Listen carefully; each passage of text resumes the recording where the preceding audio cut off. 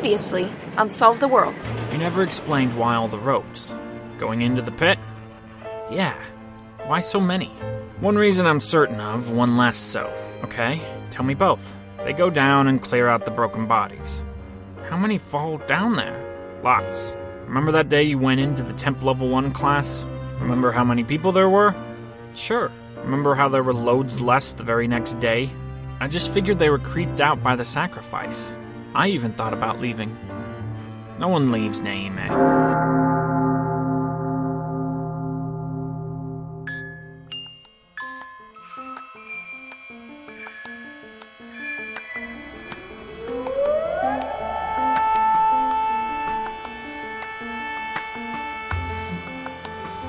Solve the World.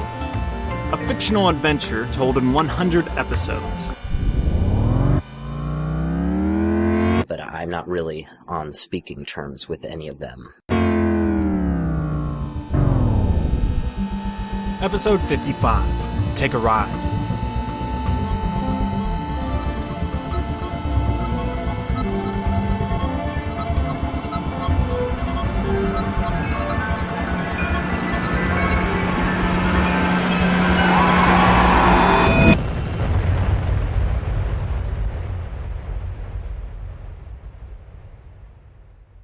Bad. Bad, bad, bad. Creepazoid number 1, Jeremy, was leading Jen to something horrible. This much was certain. Rather than go out the front door, Jeremy remorselessly and utterly void of affection pushed Jen through the back corridors of the suburban home. Past the back kitchen screen door, the back patio revealed a much pleasanter environ than the one Jen slept in a tree in the night before. This was a well-sculpted, meticulously natured lawn and yard, and at the center of it, a hastily parked, muddy-as-all-get-out Jeep Golden Eagle. Jeremy hastily pulled Jen over to the car. He opened up the driver's side door. "Get in." Jen hopped up and submissively scooted to the passenger side. Keys already in the ignition. Jen didn't understand what he was saying. Was he, "Listen, drive as far as you can. Go west. Don't stop anywhere in Louisiana. When you get to Texas, drive south." Jeremy pulled out his wallet, took out some folded bills, and handed them to Jen. "Why?" she said dumbfoundedly. "Use this for food and hotels only. Walk into a hotel, tell them you'll pay $20 a night, no questions. Most places will take that. For gas, there's plenty of abandoned lots from here to Brownsville." "Brownsville?" Jen responded, still bewildered. "It's right at the border of Mexico, just south Mad Morris. Don't stop in Mad Morris. Drive right on by." Jeremy slapped his forehead, confused but not missing a beat. "I don't know much about Mexico. You're on your own there. But hear me out. Get to Nicaragua." What? Why Nicaragua? "There was a territory dispute. Powers be turned off the internet there. The locals won't recognize you." "You can do that? Just turn off the internet for a whole country? Repeat back to me what you're gonna do. Is this some sort of trap? You weren't gonna like where those guys is gonna send you. Is this your car?"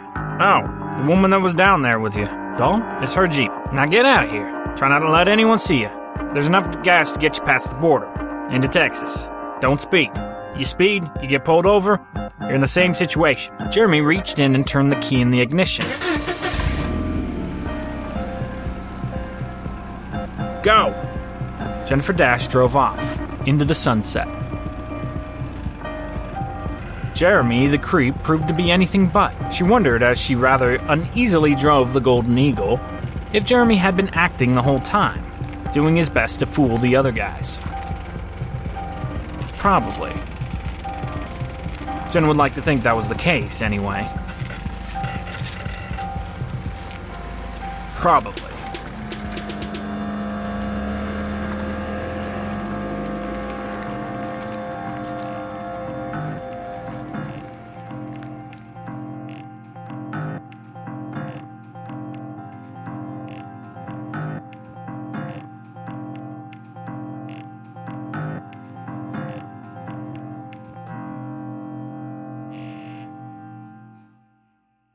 Marshal Winston knew every nook of the wilderness around Newgrange. Sneaking up in the night to the base of the pit was not a problem. He'd convinced Bloody Eddie to leave him with a couple £100. Enough for Marshall to get some new duds, a good Irish meal in his belly, several rounds of Guinness, a pair of caving gloves, and a nerdy-looking helmet with attached light.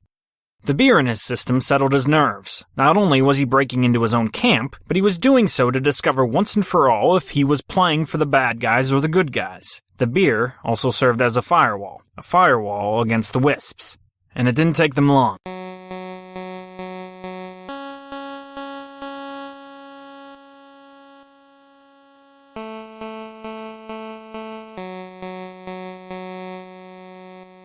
Right away, as Marshall flipped on the helmet light and straddled one of the ropes leading down deep into the depths, the wisps banged around in his head. Let go! One whispered. Another. Don't resist! Let go! Don't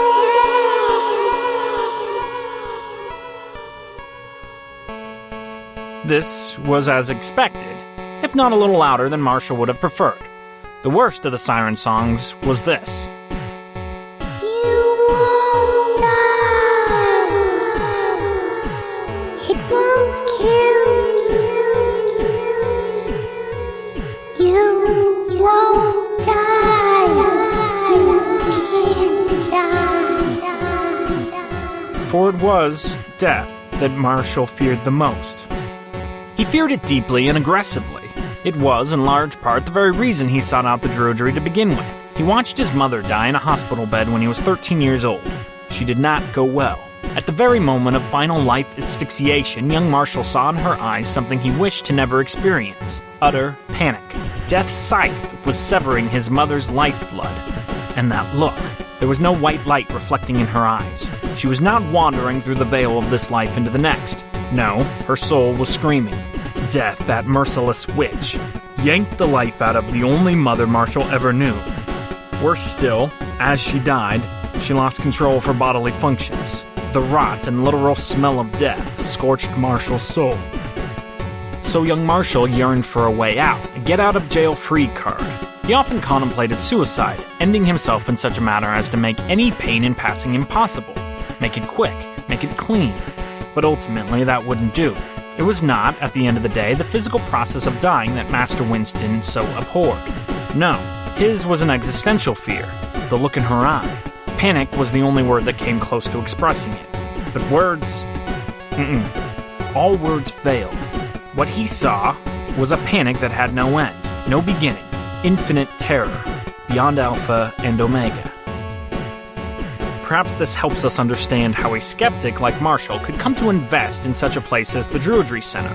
While that look of infinite terror, if we prefer to call it that, absolutely traumatized Marshall down to his simplest inner parts, it was also a ticket to a certain flavor of belief.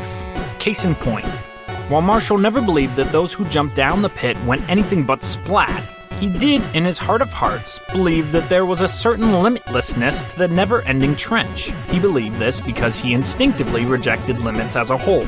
You see, for there to exist limits on fundamentally anything, then someone had to put those limits there. Things man once believed utterly impossible, science, now heralding itself in its absolute heyday, was proving impossibilities one by one to be things quite a lot less than impossible. Put it another way. What's the biggest rock?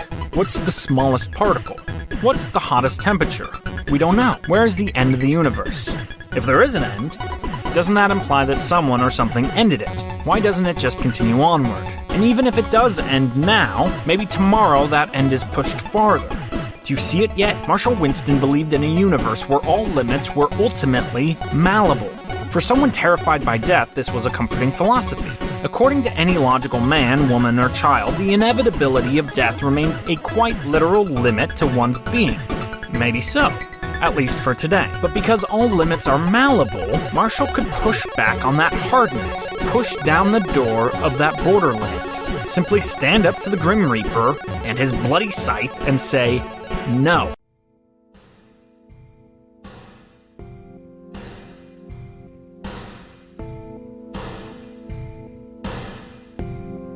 There was another consequence to this personal system of thought. Deep things became more personally valuable to Marshall than plain old straightforward pragmatism. There was no interest in, say, the mechanics of how a car worked. But if a masochist walks into a room and says that he's working on charting every type of pain, and furthermore has barely scratched the surface of that list, A sea of opportunity, a wealth of future horizons, storms through Marshall's being. Let me explain it this way. We have words, happiness, forgiveness, kindness, cruelty, horror, cunning. All these words are concrete ideas to most of us. A person is happy. Another person is kind. Yet another is cruel. But the law of limitlessness makes a spectrum of all these words. There is not simply happiness. There are legions of happiness flavors. There's a never-ending story of varieties of kindness. And each wave of horror, each independent echo of cunning, each has a taste of the infinite locked away within its essence. A rainbow is an infinite expression of color. It's merely our eyes that limit the number of colors we register. Get new eyes, get more colors. So it is with all things, and all perceived limits. Mind you, this set philosophy of Marshall Winston didn't manifest itself consciously. Rather, in most cases, in most aspects of living out life, this brand of belief was a drumbeat in the background of a catchy song. Felt, but not heard. In this way, then, Marshall could hold in the palm of his mind both a strict adherence to the logic that the Druidry's hole didn't go straight through the Earth's core, as well as a subtle, interior perspective that held that somehow, in some intangible way, the pit was limitless. One more example and I'll let up on this. Can you recall being broken up with? Or perhaps being informed that a loved one had just died? Can you remember? In that earth-shattering moment, there's a freefall. Your mind, your soul, your very identity loses its balance, falls straight through the floor.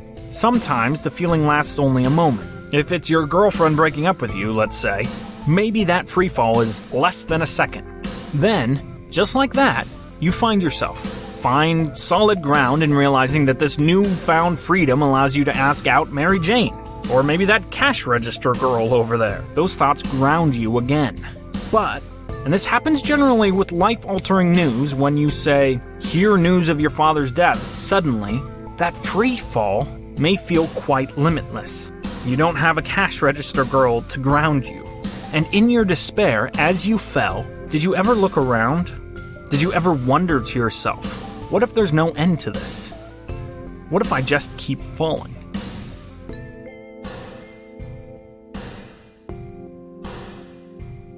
What if I just keep falling? Limits, in the mind and soul of Marshall Winston, were malleable.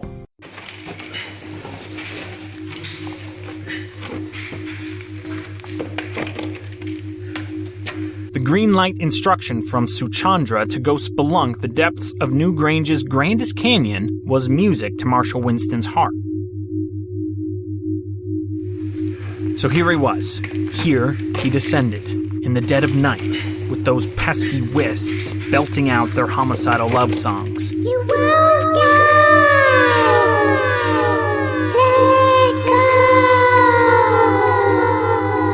We love you down here. Stay with us.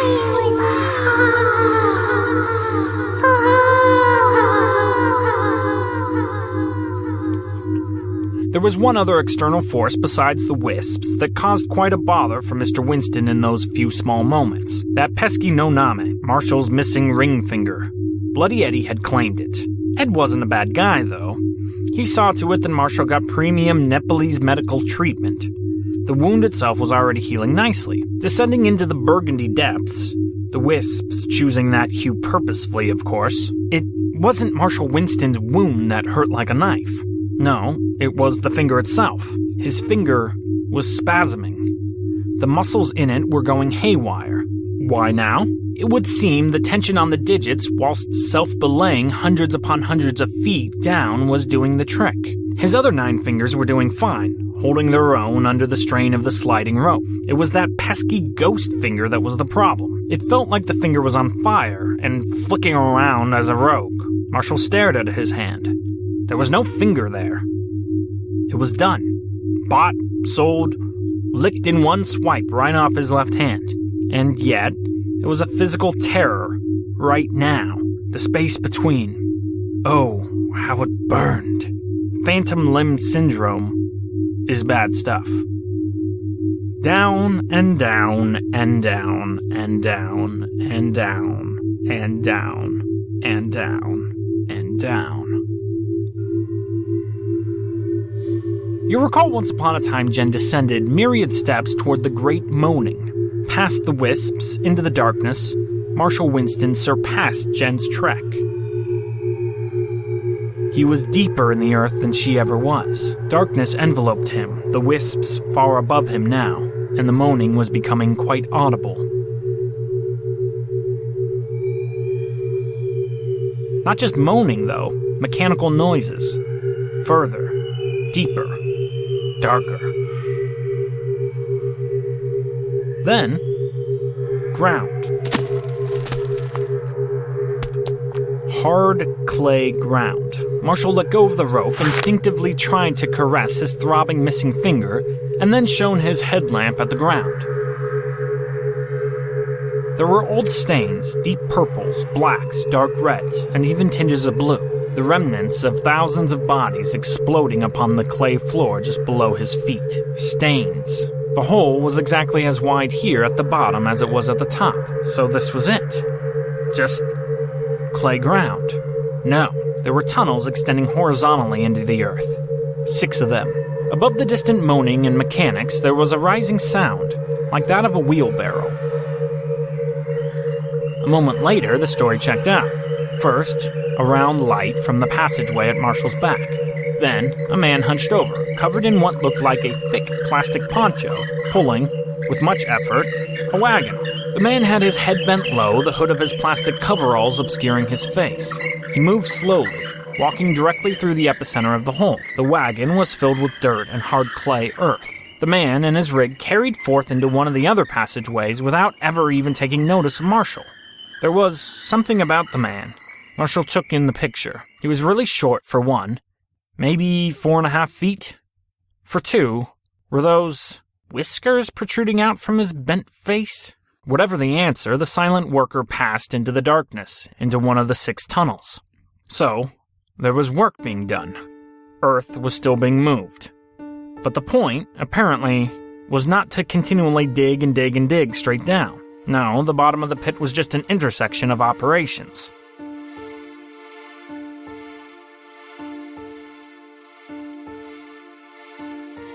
Marshall needed to dig further. He needed to choose one of the passageways.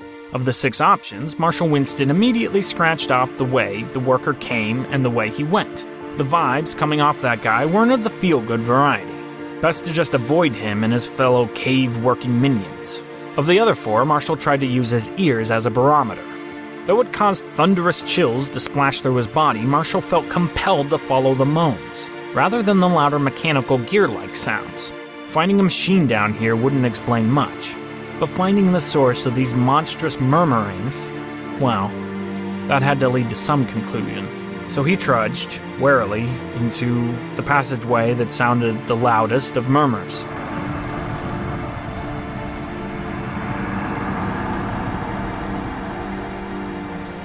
The ceiling was short. Marshall was forced to walk, head crouched, back bent. There wasn't much to look at. The walls were drab clay. The ground was well worn, a result, Marshall was confident, of having been walked upon, pleated down thousands upon thousands of times over many years. As he continued onward, the moaning didn't seem to get louder, but the mechanical stuff did. Did he choose the wrong way? Maybe he chose the wrong way. No, the passage forked. Slightly left, slightly right, but neither path went too far. He could see the operation well enough from here. On the right, little railroad cars came sweeping down from around a cleft in the rock. Who knows where the track began? The left fork veered 20 or so feet slightly up.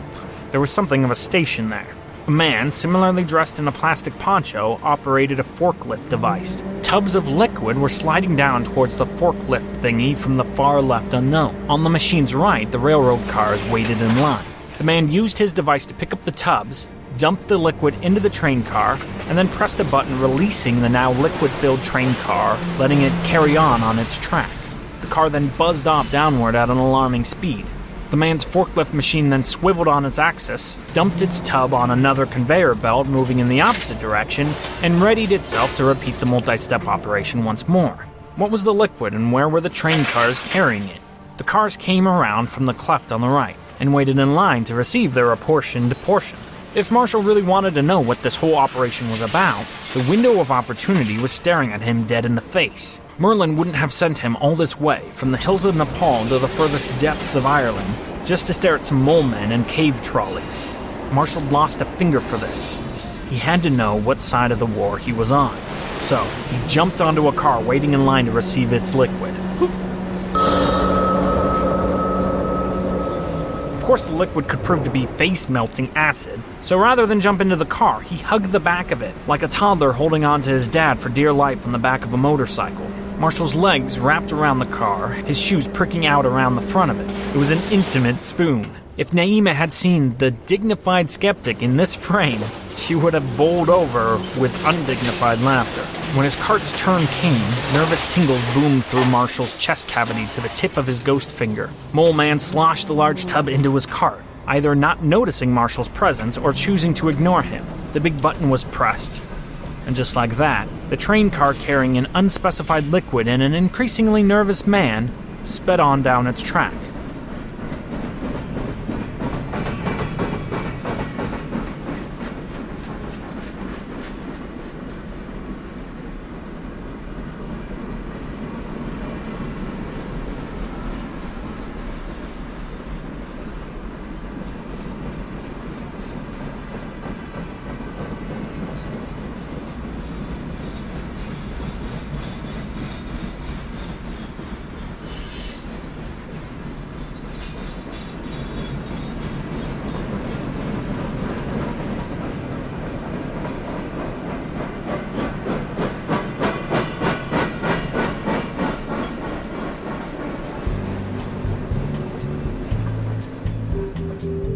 The track was, of course, entirely dark, the only light available emanating from Marshall's headlamp.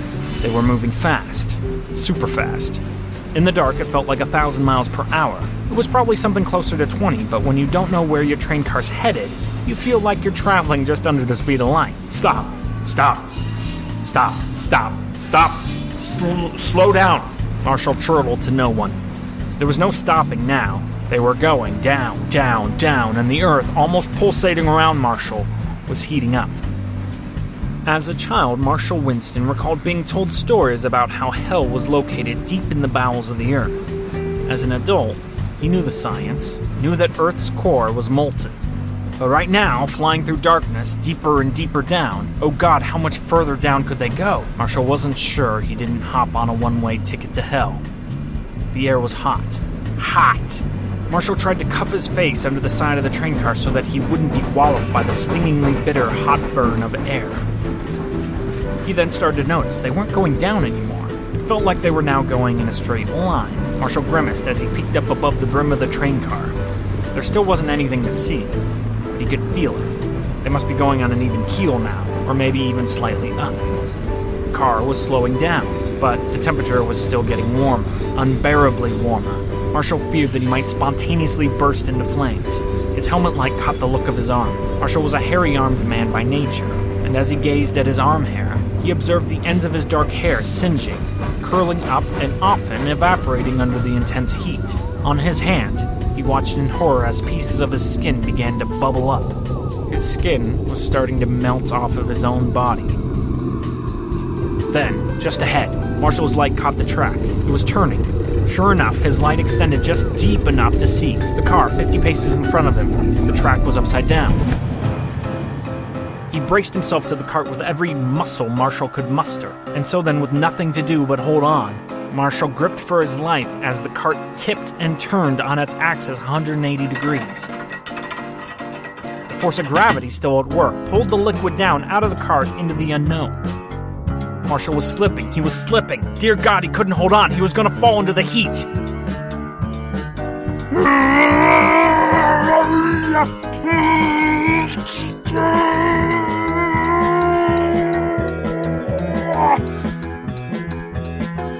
For a single moment, less than a second, Marshall grasping to cling to the cart and stay alive, looked down. He didn't have to look far. Between the shoals of earth at either side below him, just where the track turned, flushing the liquid down, there was something. This is a good time, an appropriate time, to explore one other facet of Marshall Winston's affectation with limitlessness, madness. Because Marshall was made with such a necessarily cynical consciousness, he often found himself looking with a certain sense of envy upon those who were not delegated to following the laws of logic and reason. To a madman, red could be yellow, yellow could be green, green could be fat, and fat could be scissors. It could be this way because the madman was free from following systems. Systems, as they stood in modern culture, were good and benevolent forces. The system of mathematics helps us be great architects. The various systems of language help us transfer ideas from one person to another.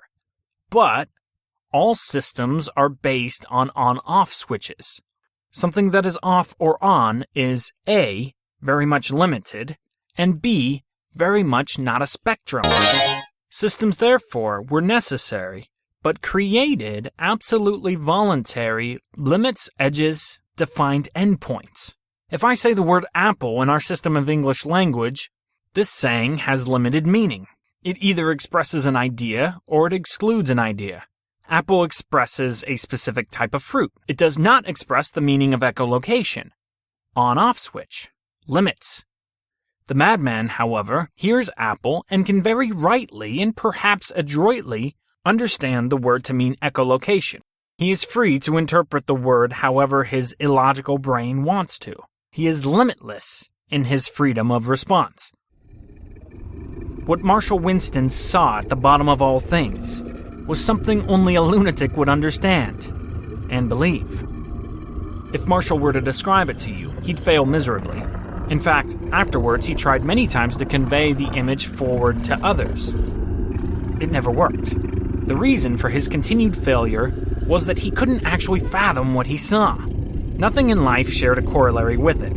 Nothing really even stood as a valuable metaphor. Nevertheless, he somehow understood seeing it. What he saw, it was like Earth, but somehow harder, thicker. It was roundish, or at least it gave the appearance of being round, like how sometimes the horizon looks like it curves ever so slightly. And it was moving, shimmying. The liquid fell on it, and the liquid, though it filled Marshall's entire train car up, on this surface fell as if it were merely a single raindrop, or teardrop. Marshall Winston survived the pit.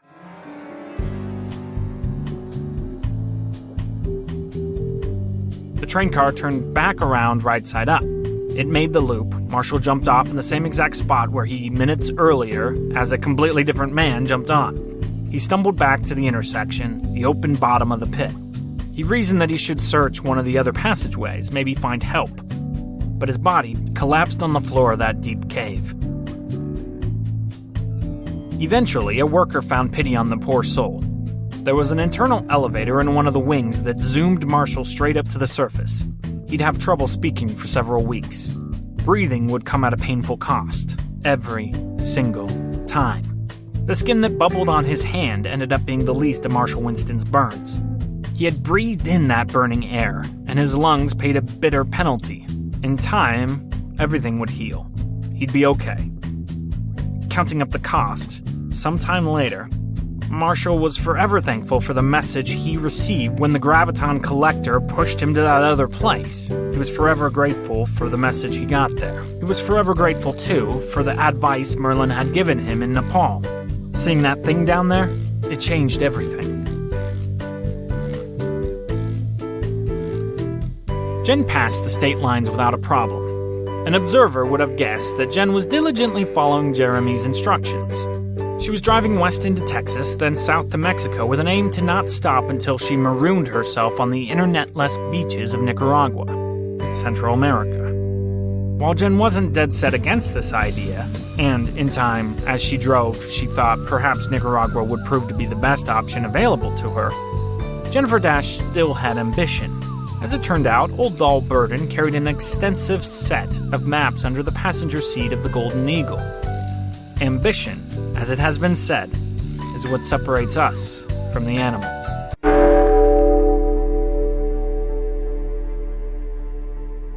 Psst.